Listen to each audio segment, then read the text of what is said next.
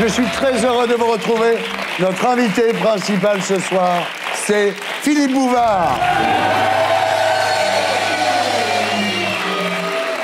Philippe Bouvard, bonsoir. Bonsoir. Vous êtes ici ce soir pour répondre à la question que tout le monde se pose depuis des années.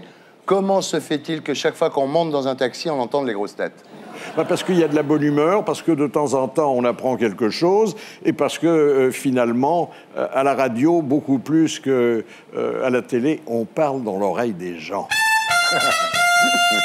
J'adore. Alors, est-ce que vous auriez un mot pour remercier vos amis chauffeurs de taxi, Philippe? Oui, je leur dirais que ce sont de délicieux conteurs.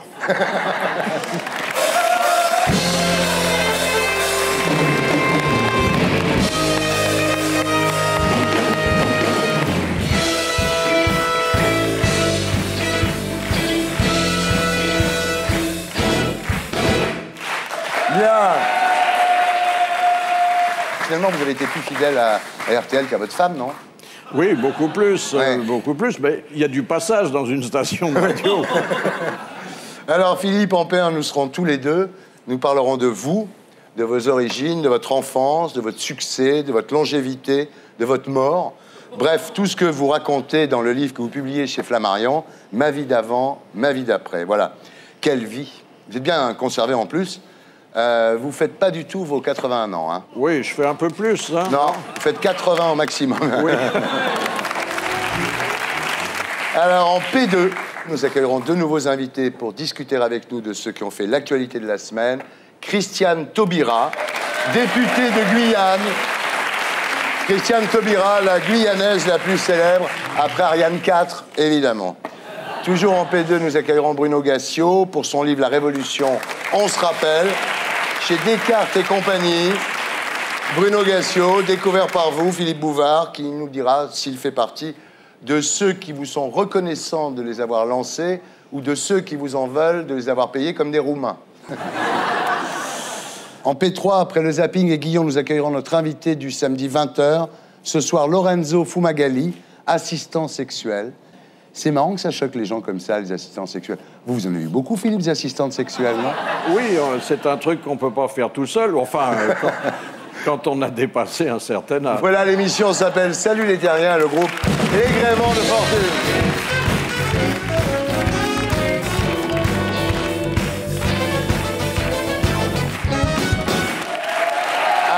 Alors, Philippe Bouvard, rebonsoir.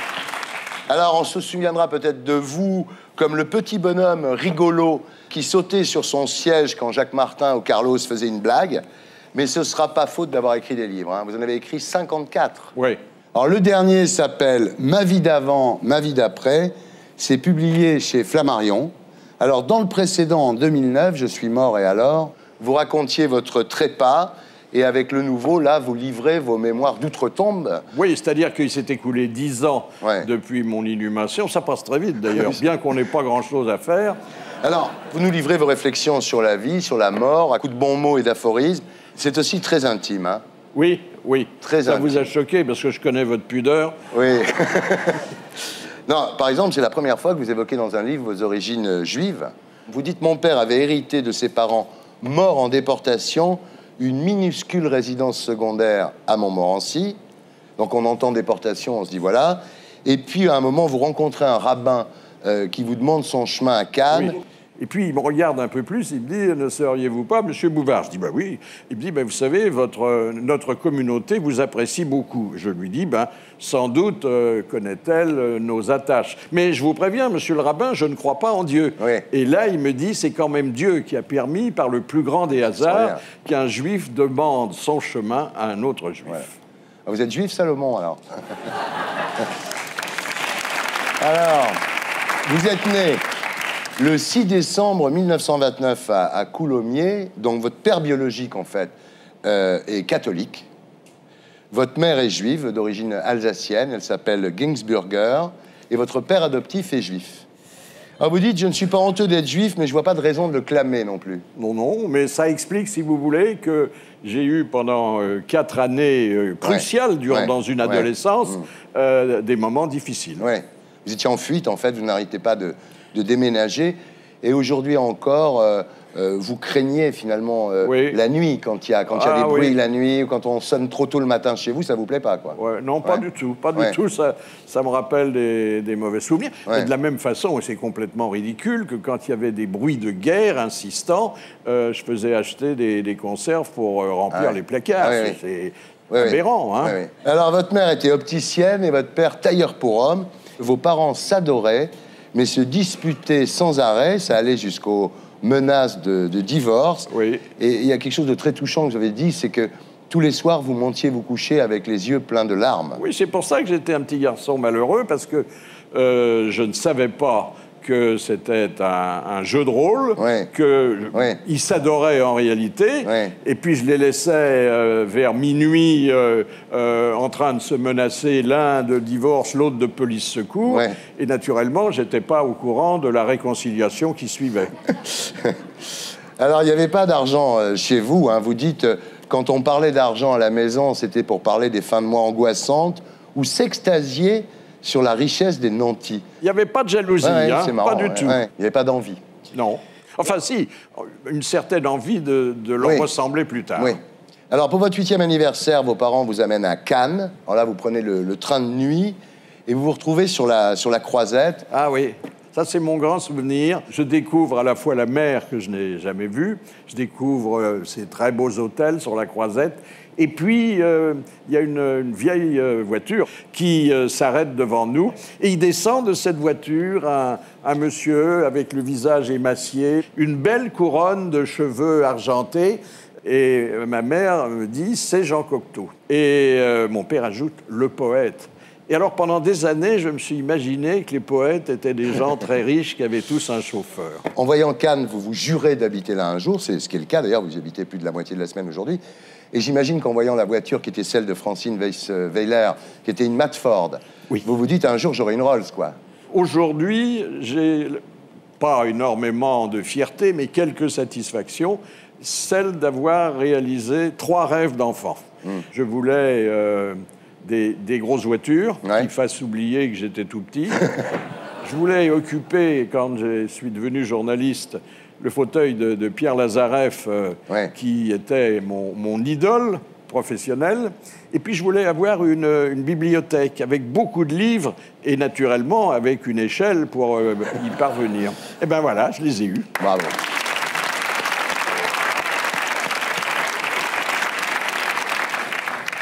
Dans le livre, vous racontez également les ecclésiastiques tripoteurs, les tripotages avec les copains et puis les filles. En fait, vous avez été déniaisé par votre bonne. Oui. Puis comme ça se passait sous la table de la salle à manger et qu'il y avait un très grand tapis, ça a été mon initiation au camping, personne n'a été au courant longtemps. Ce qui fait que la bonne me conduisait au lycée, ce qui faisait rigoler tous les copains. Mais moi, je rigolais à l'intérieur parce que je savais que je couchais avec la bonne. Et voilà. D'où le nom de bonne à tout faire. Entièrement mérité. Voilà. Vous avez eu le certificat d'études, mais jamais le bac, hein? Non, jamais. C'était pas grave à l'époque, parce que les autodidactes avaient encore une petite place dans la société. Ensuite, vous allez au centre de formation des journalistes, vous faites virer. Oui. Précédemment, j'ai fait 12 lycées, 3 cours privés. Et là, au bout de 3 mois, on me met à la porte. Mais on me met à la porte parce que j'ai révélé un certain talent de plume. Vous faisiez commerce de devoirs. Je les vendais à des petits copains. Oui, qui avaient moins de plumes, mais davantage d'argent. Mais alors, après, il y en a eu 4, 5, 6, et j'avais plus le temps de différencier assez les devoirs. Alors, bon, la mèche a été éventée, et ce jour-là, j'ai dû prendre la porte, avec d'ailleurs un petit papier qui trône à la place d'honneur dans mon bureau. Le directeur avait écrit à ma mère: il n'est pas doué pour le journalisme, mais il réussira dans les carrières commerciales. Ah ben dis donc.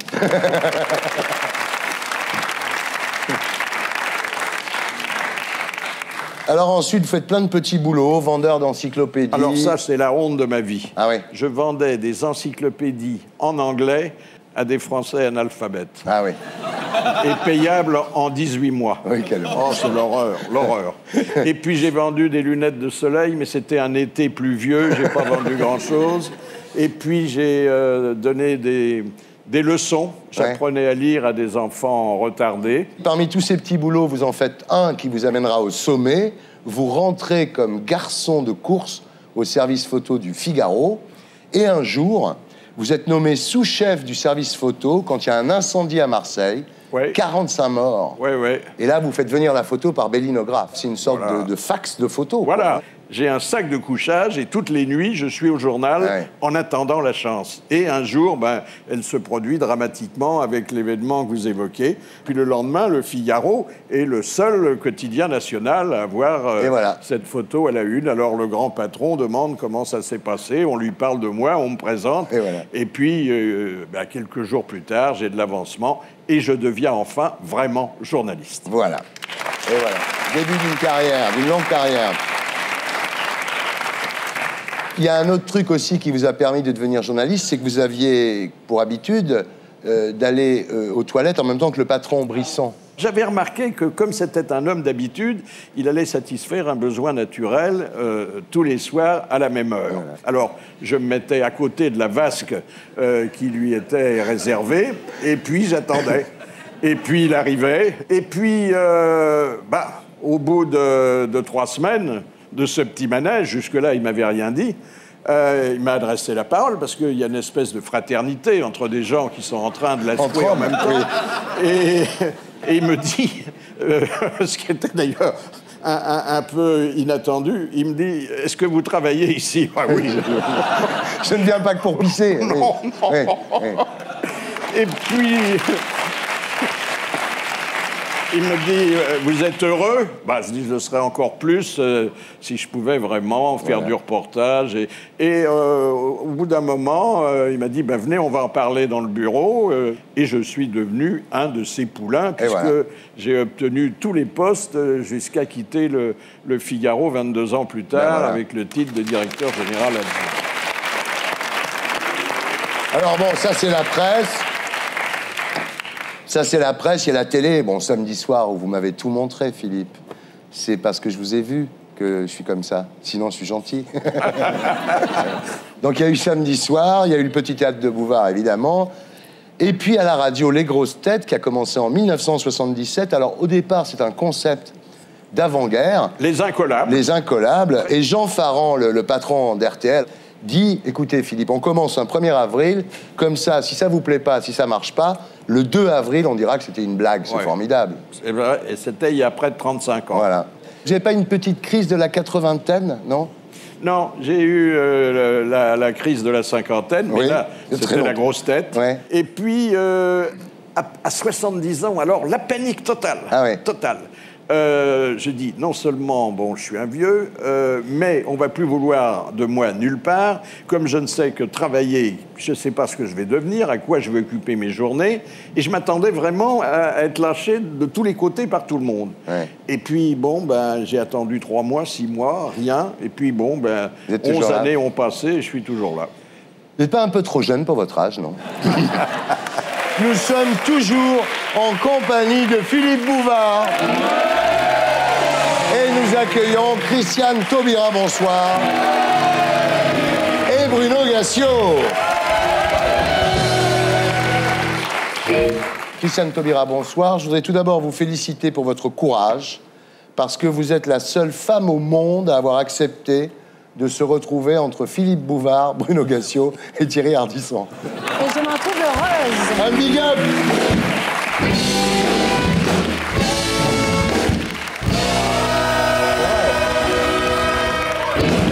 Ça me change de l'Assemblée, quand même. Ouais, c'est assez kamikaze, là, ce soir. Alors, vous êtes député radical de gauche de Guyane depuis 1993. Vous resterez dans l'histoire de la République pour avoir fait reconnaître la traite et l'esclavage comme crime contre l'humanité. C'est la fameuse loi Taubira. Grâce à vous, aujourd'hui, on ne dit plus « j'ai un esclave », on dit « j'ai un stagiaire ». Alors, moins réussi, l'élection présidentielle de 2002 pour le parti radical de gauche. Résultat, 2,32% des voix. On vous a accusé à l'époque d'avoir dispersé les voix de gauche et empêché Lionel Jospin d'être au 2e tour. Oui, vous avez noté que c'est surtout moi qu'on accuse de cela, alors que nous étions plusieurs candidats de gauche. J'étais certainement la plus loyale parce que j'étais la seule à ne pas taper sur M. Jospin. Mais je crois que les Français ne s'y sont pas trompés. Lorsqu'on n'est pas capable d'assumer ses responsabilités, de prendre sur soi ses erreurs et ses défaites, je pense qu'on ne mérite pas forcément d'accéder aux plus hautes responsabilités dans ce pays, et notamment à la magistrature suprême. Mais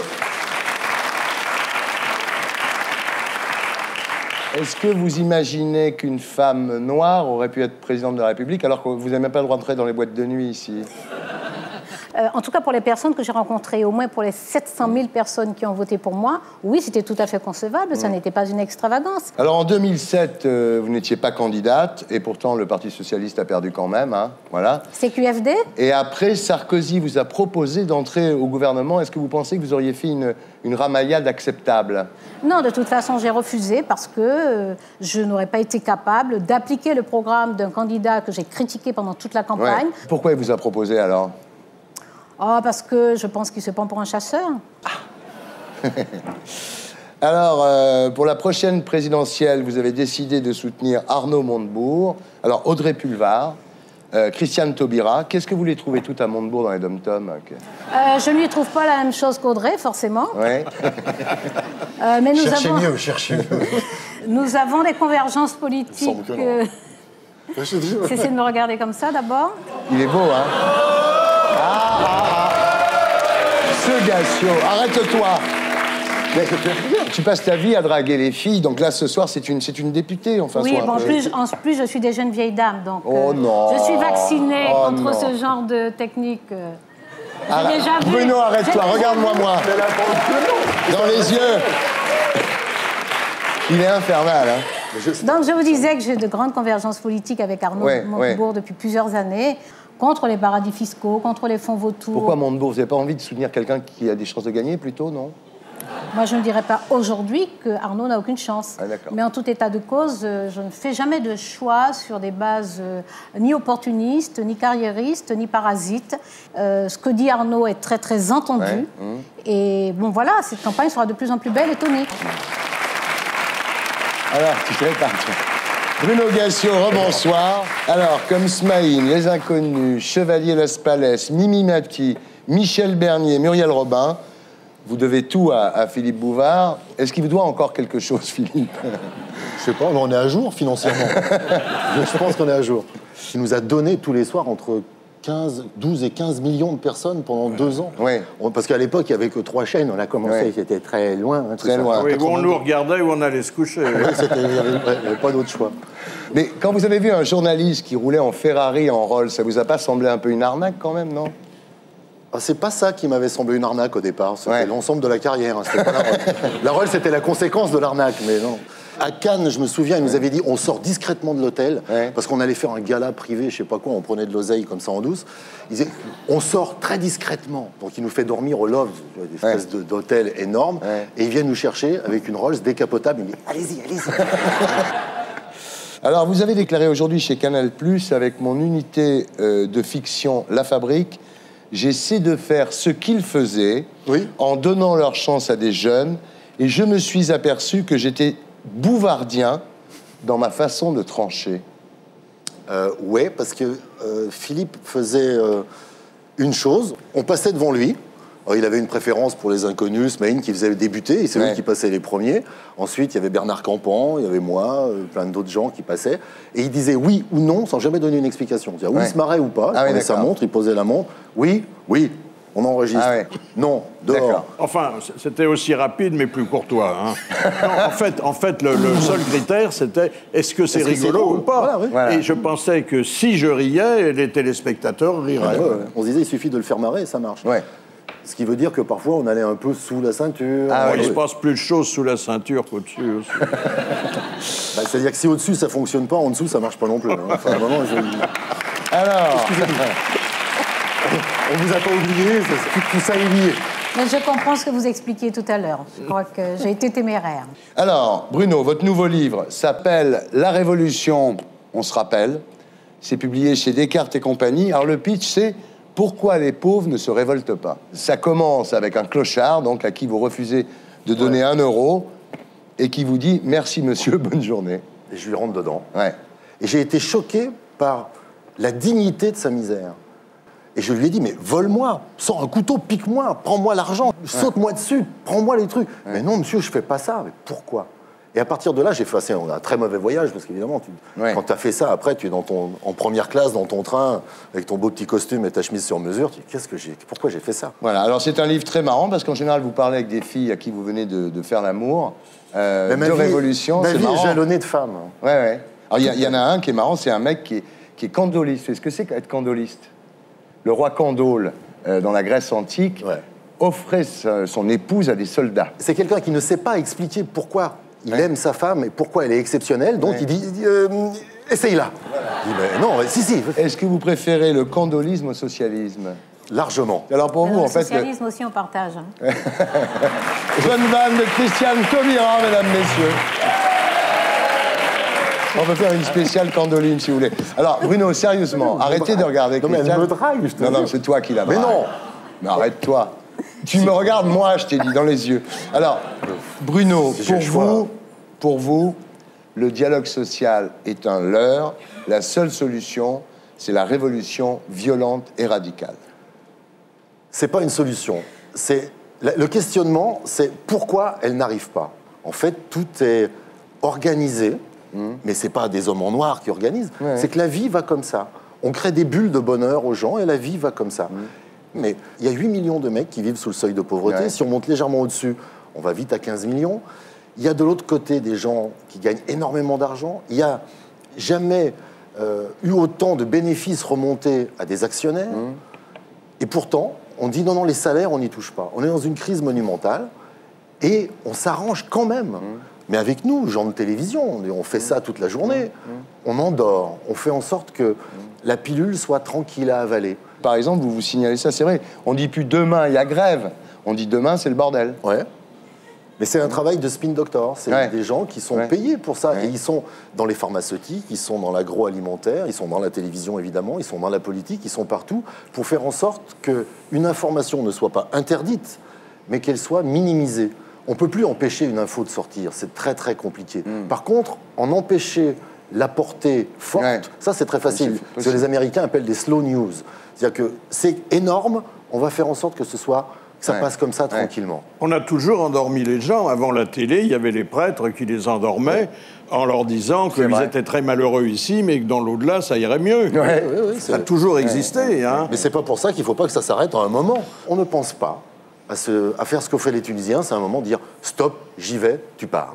Alors, John Lennon avait dit « la révolution, c'est d'abord dans sa tête ». Vous dites que la première Bastille à prendre, c'est notre propre cerveau. Tous les matins. Voilà. Et vous êtes assez conscient de ça. Vous parlez de la solitude du révolutionnaire de salon au moment de la confrontation avec le réel. Le questionnement, c'est pourquoi moi, qui vis très bien de ces sociétés, je m'exprime à la télévision, je gagne très bien ma vie sociale est bien, tout va bien. Et pourquoi je vis mal? Pourquoi j'ai la sensation qu'en vivant bien dans un monde de merde, peut-être que je suis un peu une merde aussi. Et je me sens juste un peu pas bien. Ils applaudissent le fait que je suis une merde. Bah oui, c'est une revanche. Merci les gars, ça fait super plaisir. Non, c'est la crise de conscience qu'ils applaudissent. Voilà, absolument. Arrête-toi. C'est bien rigolo, c'est une agression douce, c'est magnifique. Appelez Hortefeux. Ouais. Dans ton appel, Bruno, dans ton appel pour une société meilleure, il y a quelque chose de Patrick Sébastien, tu le sais? Oui. Tu sais que tu finiras avec ta marionnette au Guignol. Oh, mais ils vont la faire, un de ces quatre, je vais me faire tuer. C'est sûr. Bien, alors, on passe maintenant à ceux qui ont fait l'actualité de la semaine avec l'édito de Blacko. Et c'est Gilles William Goldnadel, président d'Avocats sans frontières et de l'association France-Israël, que nous retrouverons sur ce plateau après le magnéto. Juste après son élection, Obama s'est rendu au Caire pour s'adresser aux musulmans du monde entier et leur faire l'éloge de la démocratie. Il faut un gouvernement par le peuple et pour le peuple. Eh ben ça tombe bien, voilà 2 ans plus tard, le peuple égyptien réclame justement le pouvoir. Mais au lieu de se réjouir, curieusement, les Américains s'inquiètent. Faut dire que ça leur rappelle un peu ce qui leur est arrivé en Iran. En 79, le Shah d'Iran était, comme Moubarak, un dictateur pro-américain au pouvoir depuis 30 ans. Comme en Égypte, il y a eu des manifs et des morts, alors pour sauver la situation, le Shah a nommé un premier ministre de transition avant de fuir le pays. Un mois plus tard, les islamistes étaient au pouvoir.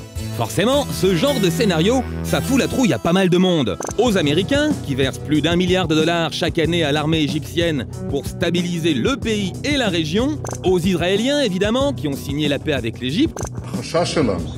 Notre vraie crainte concerne ce qui peut se passer dans cette situation de chaos et où un mouvement islamiste organisé peut prendre le contrôle de l'État. Mais ça inquiète aussi des régimes arabes autoritaires comme la Jordanie et l'Arabie Saoudite qui craignent le fameux effet domino. Cela dit, si les frères musulmans s'installent au pouvoir en Égypte, quelles conséquences pour la Tunisie, l'Algérie, le Maroc? Et pendant ce temps-là, en Iran... Un Moyen-Orient islamique est en train de se construire et de se dessiner autour de l'axe de la religion. En fait, on a tellement peur des islamistes qu'on va finir par être d'accord avec Michel Alliot-Marie. Est-ce qu'on ne devrait pas leur proposer notre savoir-faire dans le maintien de l'ordre? Au bout du compte, on finit toujours par se poser pudiquement la même question. Est-ce que le monde arabe est vraiment prêt pour la démocratie? Ben voyons, reprocher au peuple égyptien son manque de maturité démocratique après avoir soutenu pendant des années la dictature de Moubarak, ça vous met pas un peu mal à l'aise? Voilà, c'était l'édito de Blacko, mise en image de Julien Grappe. Gilles-William Goldnadel, bonsoir. Vous êtes le fondateur et président d'Avocats sans frontières, président de l'association France-Israël, et vous avez publié le 20 janvier « Réflexion sur la question blanche, du racisme blanc au racisme anti-blanc » chez Jean-Claude Gassevitch. Bienvenue parmi nous. Merci. Alors voilà, donc les sirènes du port d'Alexandrie ne chantent plus la même mélodie. Alors, et sérieusement, ce qui est certain avec cette crise égyptienne, c'est que plus rien ne sera comme avant pour Israël. Oui, non seulement pour Israël, mais pour le monde entier. Tous les gens qui sont contre le fascisme moderne, ils ont le droit également de se faire du mouron. Donc c'est l'affaire de tous. La question, c'est pas est-ce qu'on a peur de la démocratie, c'est est-ce qu'on a peur d'un changement en pire. Et il y a pire que Moubarak. Mais ça peut être les islamistes, et ça peut être aussi l'armée. En 1952, Farouk s'est fait virer, et il y a eu l'armée. L'armée, c'est une grande chose en Égypte. Et puis, la deuxième réflexion que je vous propose, j'ai l'impression qu'en France, on préfère être sévère envers les régimes autoritaires et corrompus pro-occidentaux qu'envers les régimes despotiques anti-occidentaux. On parle beaucoup de la Tunisie et de l'Égypte, j'entends moins parler de la Libye et de la Syrie. Enfin, Israël reste dans la région la seule puissance atomique. Oui, non seulement ça, mais enfin, Israël a besoin d'une Égypte pacifique, mais l'Égypte, quoi qu'il arrive, aura besoin aussi d'un Israël pacifique. Donc, Sadat, quand il a fait la paix avec Israël, c'était pas pour les beaux yeux de Béguine. Il y a déjà du commerce entre Israël et l'Égypte. 50% du gaz israélien vient d'Égypte. C'est assez unilatéral. C'est une paix froide, mais c'est la paix. Parce qu'il faut dire aussi, il ne faut pas non plus tresser des lauriers à Moubarak, mais c'est souvent comme ça. La presse du Caire est violemment antisémite. Parce que justement, il faut donner du gage aux islamistes. Les enfants d'Égypte ont été élevés non seulement au lait antisioniste, mais au lait antisémite. Ce qui se passe en Égypte, ça nous interroge sur notre propre vision de la démocratie. Nous, notre démocratie, en fait, c'est de choisir entre deux personnes respectables. On a notre vision de la respectabilité. Si on installe ou si on laisse installer une démocratie en Égypte, ça veut dire que les frères musulmans ont le droit de se présenter démocratiquement. S'ils se présentent, il y a une chance qu'ils soient majoritaires. C'est la démocratie. C'est comme le fils en Algérie. Voilà. Les frères musulmans qui ne sont absolument pas sympathiques du tout, pour l'instant, sur les estimations, ils représentent 40%, ça n'est quand même pas, même si c'est énorme, ça n'est pas la majorité. Ils ont déclaré, à voir après ce que ça donnera, qu'ils ne seront pas candidats au présidentiel, mais il est incontestable qu'ils ont une influence. Donc, il s'agit de quoi? On ne va pas continuer à regarder le monde de façon binaire, à croire qu'il y a un bon qu'on peut choisir et un méchant qu'on peut exclure. Donc, voilà, moi, je crois que les universitaires, ici, en France, les journalistes, les militants associatifs de toutes sortes, ont une contribution à apporter en faisant en sorte que la presse puisse de plus en plus se dégager du carcan, que la parole soit de plus en plus libre, que les ambassadeurs ambassades de pays libres, de vraies démocraties, participent à l'ébullition culturelle, fassent en sorte que la démocratie vive et qu'elle perdure. Je tempérerai un peu votre romantisme. L'islamisme en Égypte, c'est une grande chose. Et ça n'a rien à voir avec la démocratie. Donc quand vous appelez de vos voeux l'action des universitaires et des intellectuels, si ça se trouve demain, ce seront les premières victimes du prochain régime. Il faut arrêter d'imaginer qu'on va trouver les personnalités qui nous conviennent dans le moindre détail, et il faudra simplement accompagner tant que nous pourrons cette marche que le peuple égyptien lui-même choisit pour la démocratie. Et puis après, on peut juger comme on veut. On peut installer dans notre confort, juger les uns et les autres. J'envie votre regard optimiste sur les frères musulmans. Et j'ai le droit de ne pas envier votre attentisme. Non, mais bien vous êtes entendu, assis en train de nous faire un scénario catastrophe. Je vous laisse votre tendresse pour les frères musulmans. Voilà. Je ne pense pas, moi, que l'installation au pouvoir du principal opposant, Mohamed El Baradei, serait une bonne nouvelle pour l'Occident. C'est quand même, lorsqu'il était chargé de diriger l'agence de contrôle atomique, celui qui est allé regarder de très près, paraît-il, les installations iraniennes et qui a déduit qu'elles ne présentaient aucun danger. Moyennant quoi, parce qu'il avait évité provisoirement la guerre, on lui a attribué le Nobel de la paix. C'est Munich. Et El Baradei, c'est Chapour Bakhtiar, c'est un menchevique, il restera 3 jours. Il y a un truc qui m'a beaucoup surpris, en fait, finalement, c'est qu'on dit toujours que la France n'a rien vu venir en Tunisie, rien vu venir en Égypte. Mais Netanyahou, il a l'air aussi largué que les autres. Hein. Oh, mais je crois que c'est un échec total de l'ensemble des services de renseignement. Ouais. Parce que les services de renseignement ont une conception peut-être un petit peu archaïque des choses. Aujourd'hui, la révolution, elle peut se faire aussi grâce justement à Internet. Ben oui. Ça va très vite. Il y a un truc quand même, c'est la position d'Obama. Parce que d'un seul coup, on ne sent pas les Américains très forts sur cette affaire. Et d'ailleurs, la presse israélienne a dit « L'homme assis à la Maison-Blanche est capable de nous vendre en une nuit ». Est-ce que vous pensez que si Bush était resté aux affaires, ça se passerait différemment? Oh non, Bush aussi a eu une conception très souvent idéaliste des choses. Ouais. Il voulait détruire aussi les dictatures en une seconde. Donc Obama, de ce point de vue-là, même si c'est un look anticolonialiste, si j'ose dire, a à peu près le même défaut dans la naïveté. Je considère que l'approche de Sarkozy aujourd'hui, plus prudente et plus humble, me paraît plus sage de celle d'un Obama qui accompagne le mouvement sans trop le comprendre. Je me permets de rappeler qu'il y a quelque temps, il avait fait un discours extraordinaire au Caire, dans la capitale même de l'homme qu'il veut défaire en un seul instant. Et il y a quelques semaines, il faisait la cour au dictateur beaucoup plus épouvantable de Damas, avec lequel il fait des risettes. J'ai un peu de mal à suivre Obama en politique étrangère. Je voudrais qu'on regarde la carte qui est passée sur Fox News. Voilà, ça, c'est énorme. Voilà où Fox News situe l'Égypte. Donc ça en dit long quand même sur la nation américaine aujourd'hui. C'est bien marré. Ça. Voilà. Est-ce qu'on peut imaginer qu'Israël s'accommode à ses frontières d'un État dans lequel 40 ou 50% de religieux musulmans dirigeraient? Je ne parle pas d'islamisme. Il y a 700 millions de musulmans autour. Ils sont 6 millions, Israël. Il va bien falloir qu'ils s'en accommodent à un moment. Je vous réponds... Est-ce que c'est possible de vivre en paix comme ça ou pas? Maître, je vais citer un exemple personnel. C'est Boutros Ghali qui m'a dit dans une interview « Israël sera dans 100 ans ce que les royaumes francs et croisés ont été. » C'est-à-dire qu'Israël n'existera plus. Et ça sera comme l'Algérie pour vous. Et le mec était patron de l'ONU. Et il est copte. La raison pourquoi les Israéliens n'ont pas tort, de mon point de vue, lorsque, dans le cadre de la négociation, ils demandent à leurs interlocuteurs, palestiniens ou autres, de reconnaître Israël en tant qu'État du peuple juif. Parce que reconnaître Israël comme Israël, c'est d'un intérêt limité. Dès l'instant où on reconnaît l'autre dans son identité, même si elle ne vous plaît pas forcément, je crois qu'on avance. En ce moment... vous avez raison. Au Maghreb ou en Machrek, on n'en est pas là du tout. Philippe, un mot? On voit ce qu'ont créé les différents traités depuis près de 75 ans. Des États artificiels et dont les frontières n'ont pas tenu longtemps. Et puis, je ne suis pas persuadé que les Français soient sensibilisés suffisamment à tout ça.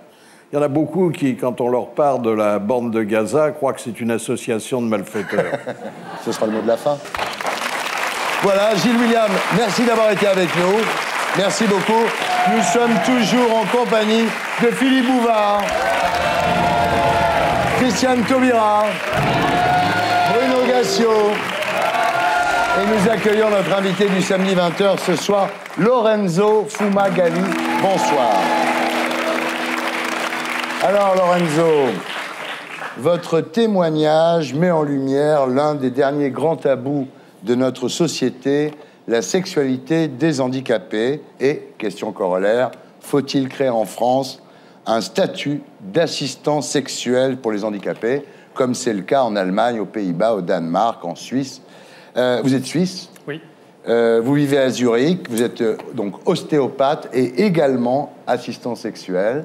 C'est ça. Madame Bachelot s'oppose à ce que ça soit créé en France. Vous nous raconterez votre histoire à 20h. En attendant, j'accueille Stéphane Guillon.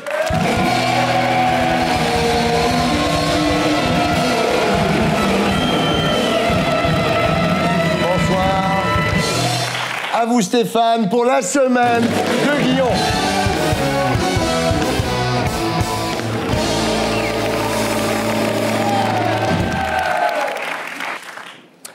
Après Fram Voyage, ouverture d'une nouvelle agence, MAM Voyage. MAM Voyage vous propose de survoler en jet privé des pays à feu et à sang. En compagnie d'un dictateur ou d'un membre de sa famille, offrez-vous une vue du ciel sur les plus belles émeutes du Maghreb. Gazage, matraquage, soyez le témoin privilégié d'un instant historique tout en bénéficiant du confort d'un jet privé. MAM Voyage, le plus beau point de vue du monde sur la souffrance humaine. MAM.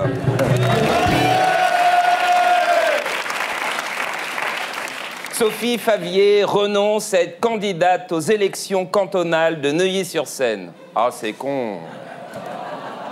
Jean Sarkozy aurait pu la battre. Intellectuellement, il avait enfin quelqu'un à sa mesure. Brice Hortefeux va faire suivre les délinquants sexuels. En revanche, les délinquants condamnés pour injures racistes ne seront pas suivis. Brice Hortefeux peut donc continuer à se balader tranquille.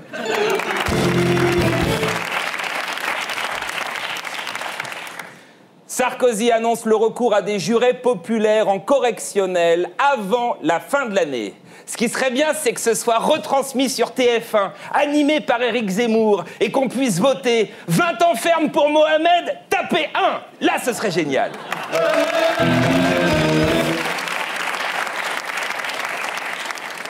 Jacques Chirac a-t-il la maladie d'Alzheimer? Une photo en particulier inquiète. Regardez, sur ce cliché, l'ancien président s'interroge: pourquoi lui a-t-on attaché un morceau de tissu autour du cou? C'est une cravate, monsieur Chirac, c'est décoratif. Tous les matins, Bernadette vous en met une. Bon rétablissement.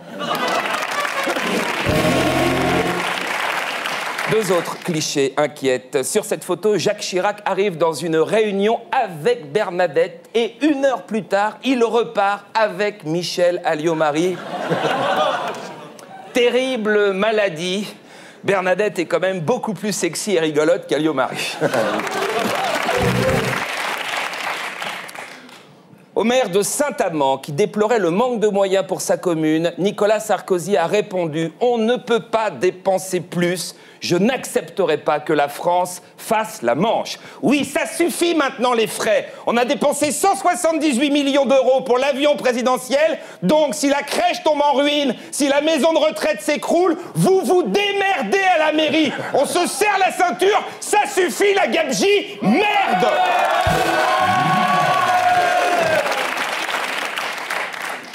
En sortant du bureau de DSK au FMI, Christine Boutin a déclaré être persuadée qu'il ne serait pas candidat à la présidentielle. Ah, elle est vexée, Boutin. Elle est vexée. En entrant dans le bureau de DSK, elle était sûre qu'il lui arriverait quelque chose. Tout y passe, les vieilles, les grosses, les moches. Et elle, rien. Elle l'a très mal pris. Du coup, elle est sortie et elle a raconté n'importe quoi.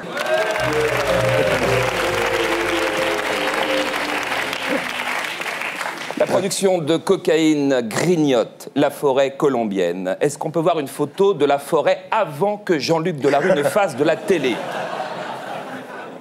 Magnifique. Et après... Oh putain.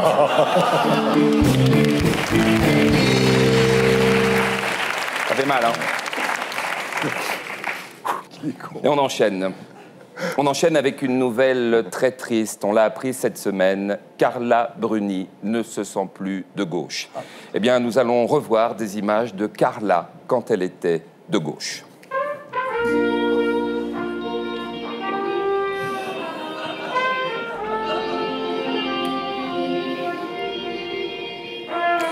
Merci, merci les gars, merci, merci. Une page se tourne.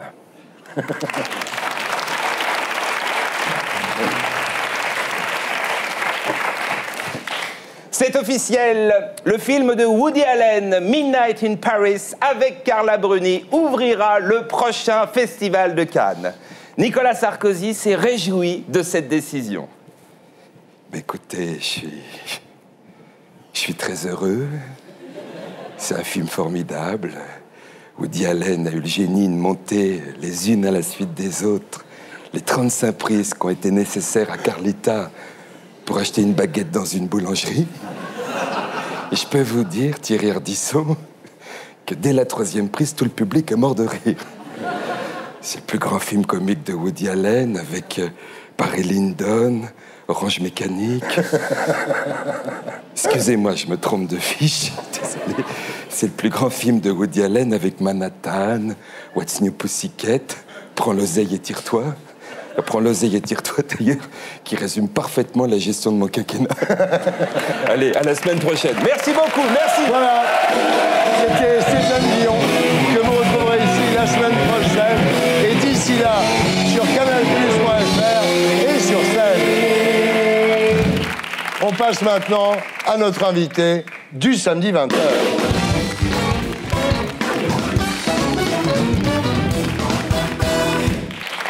Lorenzo, rebonsoir. Vous avez 49 ans, vous êtes marié, père de 2 garçons de 20 et 22 ans. Vous êtes ostéopathe dans la banlieue de Zurich et depuis quelques années, vous êtes également assistant sexuel. Comment et pourquoi un père de famille passionné de jazz a décidé de devenir un jour assistant sexuel? Quel impact cette activité a eu sur vos proches? Et surtout, en quoi consiste l'assistance sexuelle? Nous allons tenter de répondre à ces questions. Vous êtes né le 20 mai 1961 dans le sud de la Suisse. Premières années à Milan, où votre père travaille pour la Swissair. Ouais. Ensuite, il est muté à Bangkok quand vous avez 2 ans. Vous y restez 6 ans et donc vous avez 8 ans quand vous revenez en Suisse à Lugano. Ouais. L'école ne vous passionne pas, seule la musique vous intéresse. Et malgré la pression de vos parents, vous entrez à 20 ans au conservatoire de jazz de Berne. Alors, en 1981, vous rencontrez Karine, que vous épouserez et qui deviendra la mère de vos 2 enfants. Là, vous faites un petit boulot à l'aéroport de Zurich. Vous vous cherchez à cette époque-là. Et un jour, vous listez vos ambitions sur une feuille de papier. Vous mettez 1, ébéniste, 2, pilote de ligne, 3, ostéopathe. Et vous serez ébéniste pendant 16 ans. Oui, un grand bonheur. J'ai pu travailler dans une ferme qu'on a achetée. Et le grand bonheur, c'était celui de pouvoir combiner le travail avec l'éducation des enfants. Jusqu'au jour où vos enfants ont rendez-vous avec une conseillère d'orientation. Et là, votre femme Karine et vous en profitez pour faire une sorte de bilan de compétences. Vous posez la question de votre devenir. On vous dit... vous manquez de contact humain. Il me dit, entre les choses que je pourrais faire, ça serait une activité comme masseur, ostéopathe. Hein. C'est incroyable. C'est incroyable. Parce que là, je me suis dit, j'avais une fois déjà une... C'était la 3e ligne de votre papier. Ouais. Là, vous allez prendre 4 ans de cours et ouvrir un cabinet d'ostéopathie. Voilà. Ouais. Et un jour, en lisant le journal, vous tombez sur un article où il est question de la sexualité des handicapés. C'est une association qui s'appelle Pro Infirmis, qui est spécialisée là-dedans, et qui lance un programme de formation d'assistants sexuels.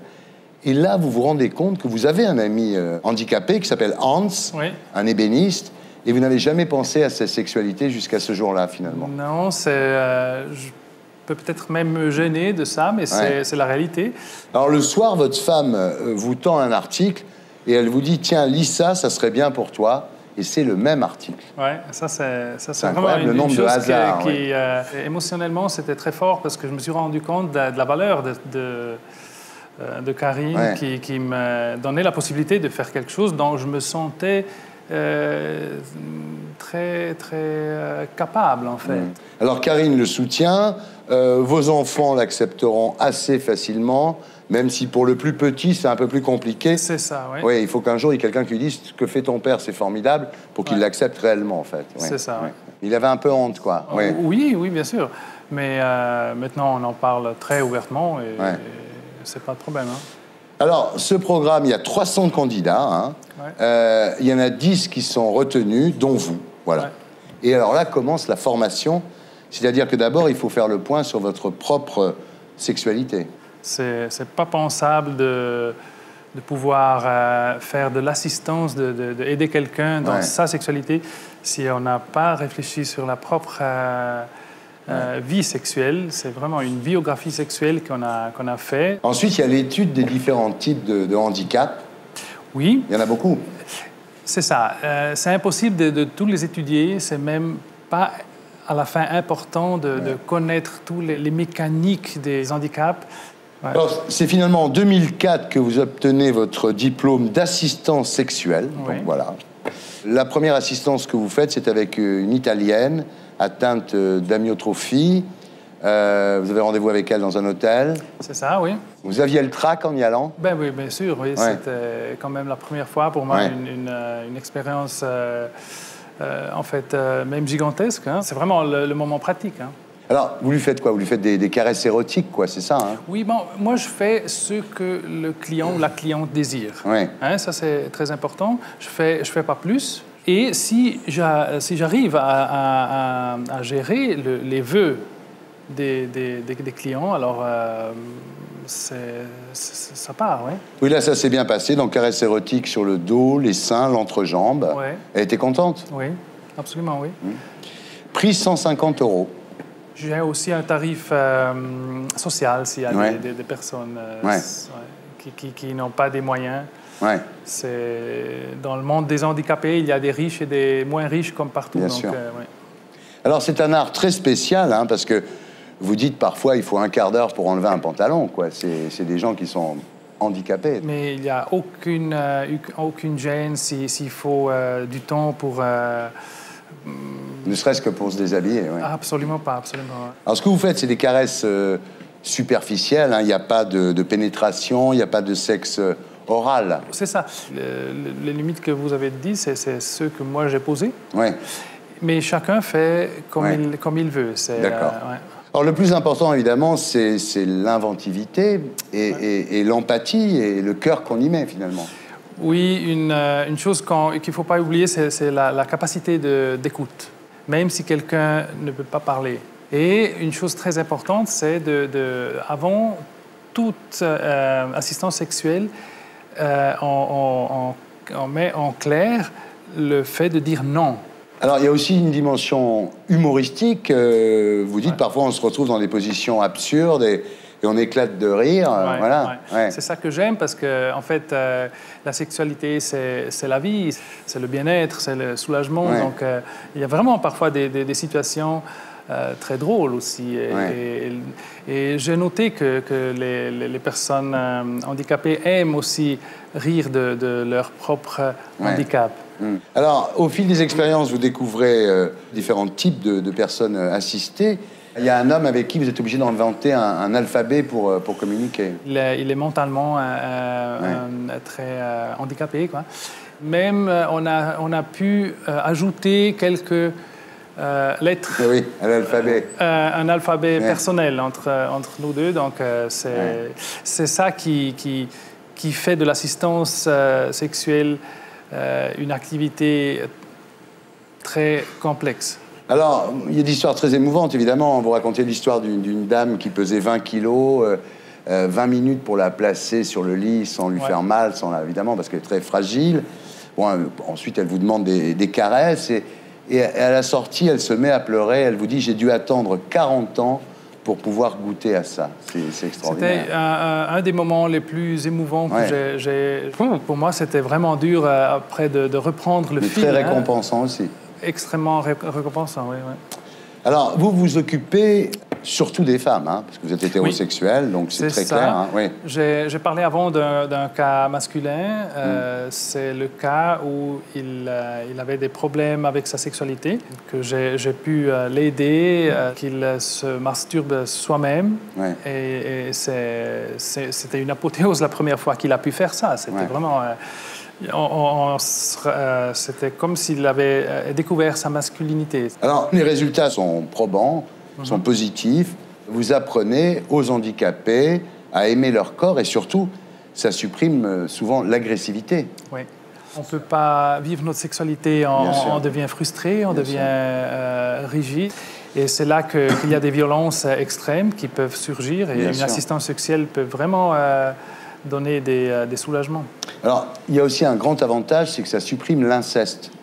Parce que souvent, les mamans, soit elles masturbent leurs enfants handicapés, soit elles ne le font pas, ce qui est terrible pour l'enfant. On sait qu'il y a beaucoup de parents, surtout les mamans, qui aident dans la sexualité de leurs enfants aînés, adultes. Bien sûr. Ce qui au lieu de résoudre un problème, en pose un autre. Alors voilà, aujourd'hui, vous faites ça 30 à 40 fois par an, hein?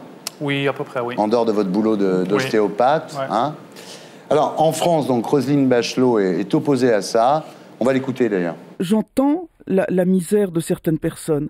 Vous avez peut-être un fils ou une fille, un petit-fils ou une petite-fille. Est-ce que vous lui conseilleriez ce métier d'assistant sexuel? Pourquoi pas, oui. Eh bien, je ne sais pas. Moi, demandons aux auditeurs d'Europe s'ils conseilleraient cela à leur fils ou à leur fille. Ce à quoi vous répondez, si le fils ou la fille de Madame Bachelot était handicapé, elle aurait sans doute une autre position. Il faut qu'on se rende compte, il faut rien pour que nous, on est dans cette situation. Donc, après, c'est à nous de voir qu'est-ce qu'on fait avec notre sexualité, que tout à coup est tombée en panne, mais en panne gigantesque. Hein. Madame Bachelot, c'est pas le sujet. On ne prend pas, lorsqu'on a des responsabilités politiques, on ne prend pas des décisions par rapport à son fils ou à sa fille qui serait dans cette situation-là. C'est absolument désespérant d'entendre des responsables politiques raisonner comme ça. Mais est-ce que c'est toujours les mêmes clients? La plupart des fois, oui. Oui, parce que étant donné que moi, je assiste des femmes, les femmes aiment bien qu'il y ait une continuité. Et ça crée un lien? Ça peut créer un lien, c'est clair. C'est un discours très, très important. Qui peut être un lien amoureux? Qui peut être amoureux et unilatéral? C'est ça. C'est pas un danger à gérer? C'est un danger, c'est un discours à prendre sur sérieux. Hein? Il faut en parler. Moi, je suis une aide sexuelle. Je suis peut-être même un bon copain, mais je ne suis pas le partenaire. Je suis pas... Bien sûr. C'est quelque chose qui me gêne seulement.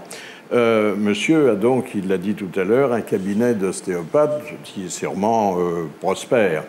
Est-ce que sa démarche ne pourrait pas être plus humanitaire?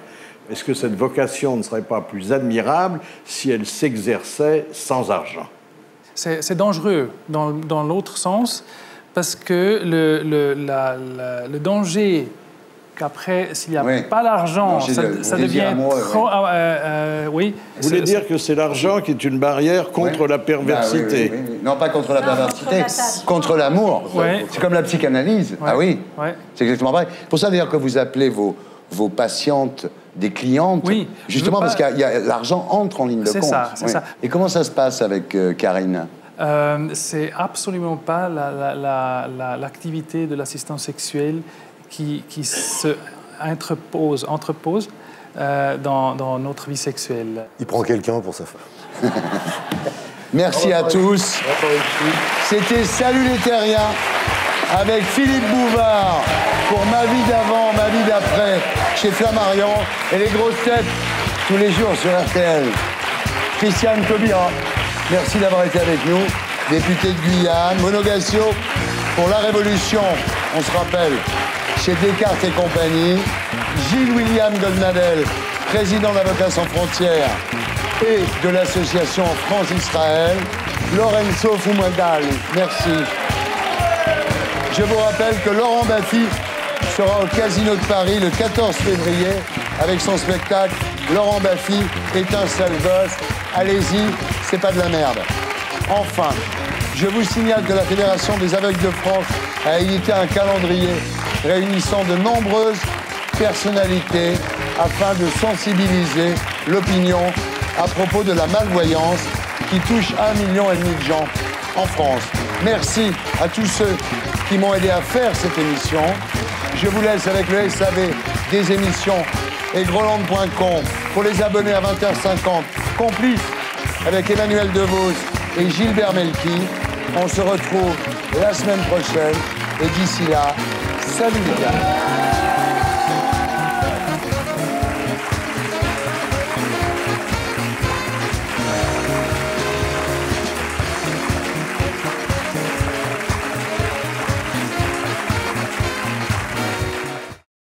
Et pour être sûr de ne rien rater de Inarditube, abonnez-vous et mettez un pouce bleu.